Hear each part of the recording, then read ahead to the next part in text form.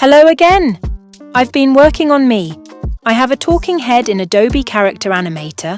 That's a bit of a mouthful, so from now on, I'll just call it CA, in a few easy steps. Well, it actually took me ages because of the mouths.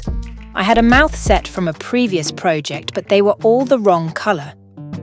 It took me a long time to get the color right. This is how I made my puppet. First, I went into CA and opened up a template character. This is Chad. Chad is a head with a working mouth. I clicked on PS for Photoshop and then copied all of the layers I needed onto my Photoshop file. Once I had the layers, I then copied each element into the correct layer. I then opened my other project and copied the mouth group into my file, hit save, started a new project in CA, and pulled in my puppet. I like this background feature that CA has, a few ready-made backgrounds like this or this. I'm still not entirely happy with my mouth group, so I might make another set.